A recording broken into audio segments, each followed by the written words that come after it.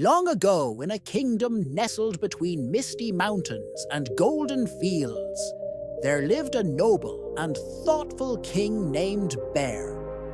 His name might have sounded fierce, but in reality, his heart was filled with compassion, understanding, and wisdom that echoed across the lands. King Bear had ruled for many years.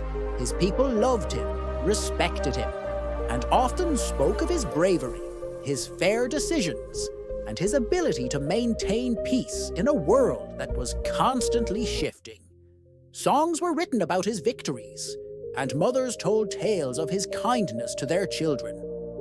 But what the people didn't know was that beneath the king's confident smile was a deep-rooted uncertainty.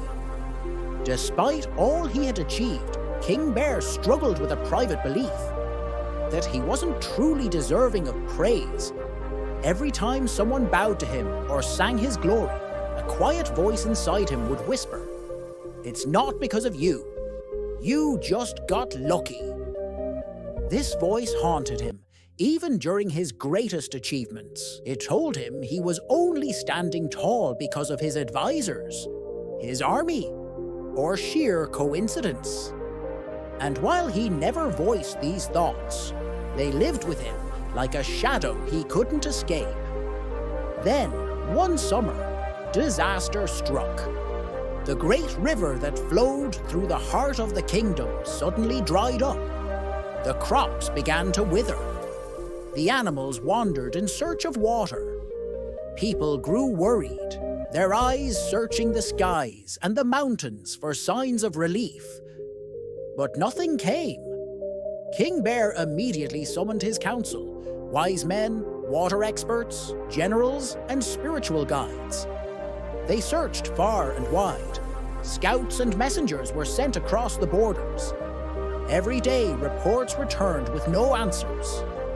The river had vanished as if swallowed by the earth. One evening, as twilight painted the sky in strokes of lavender and rose, a mysterious old man appeared at the palace gates.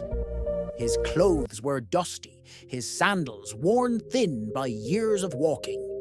Yet his eyes glowed with a strange certainty. "Your Majesty," he said, bowing before King Bear, "I know of a magical cave deep within the western mountains. Inside, you will find the truth and the key to your kingdom's survival. But be warned, the cave opens only to one who truly believes in himself." King Bear hesitated. Believe in himself? The very thing he struggled with? Still, the lives of thousands depended on him. "I will go," he declared. His council protested. "It could be a trap. What if you don't return?" But Bear's mind was made up. At dawn, he mounted his horse and rode into the unknown, the whispers of doubt growing louder with each step away from his castle. After 2 days of climbing treacherous paths and braving cold winds, King Bear finally reached the cave. It stood like a mouth in the side of a black mountain, symbols carved along its entrance. The air felt heavy, charged with something old and sacred. As soon as he stepped inside, the cave came alive. Torches lit up one by one.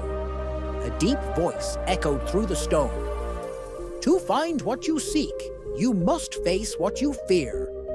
In the flickering torchlight, a giant mirror emerged. But this was no ordinary mirror. It began to show King Bear moments from his past, not his triumphs, but his failures. He saw the first battle he ever lost, the faces of fallen soldiers who trusted him. He saw a moment when he let his pride hurt a dear friend. He saw his father's disappointed eyes when he made childish choices as a young prince. He fell to his knees. The weight of regret and shame crushed his heart. "I am not worthy," he whispered. They were right. It was never me. But the cave was not silent. The same deep voice responded, "The treasure is not given to those who are perfect.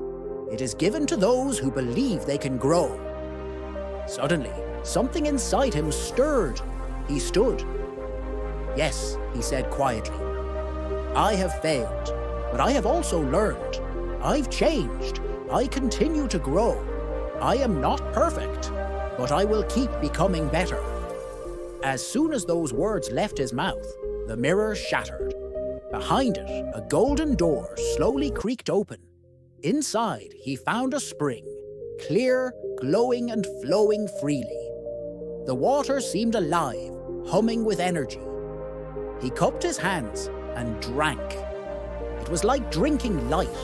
The water flowed down into channels that had been blocked for years. Magic awakened in the earth. The cave shook, and a golden path of water spread back toward the kingdom. King Bear returned to his people days later. Behind him, the great river flowed once more. Crops would grow. The animals would drink. The people would thrive. But something more powerful had returned with him: his belief. From that day forward, King Bear ruled not with silent doubts, but with unshakable inner faith. When challenges arose, and they always did, he no longer hesitated. He listened to advice, made decisions with care, and stood by them with a confidence that inspired everyone. His people noticed the change. It wasn't arrogance, it was presence. A stillness in his gaze, a calm in his voice, a warmth in his leadership. Children who once admired him for his power now looked up to him for his wisdom. In his later years, King Bear started visiting villages more often. He sat with farmers, walked with shepherds, and listened to the dreams of young boys and girls. Whenever someone doubted themselves, he would tell them his story, not always with details of the magical cave, but always with the message: you don't need to be perfect. You just need to believe you can grow. Once, a young orphan girl asked him, "But how do you know if the magic is real?" He smiled, touching her forehead gently, "Because I saw it with my heart, and that is where the truest magic lives." Eventually, King Bear passed on the crown to a young queen who had grown under his guidance. On his final day, resting under the shade of the same tree where he once dreamed of being a better king, he whispered, "Maybe the cave was real, maybe it wasn't, but the moment I believed in myself, that was real enough to change a kingdom." And thus, his legacy lived on, not in statues or scrolls, but in the quiet strength of every person who dared to believe in their own worth. So, dear listener, remember this: you don't need to wait for a magical cave. The journey to becoming begins the moment you say, "I can."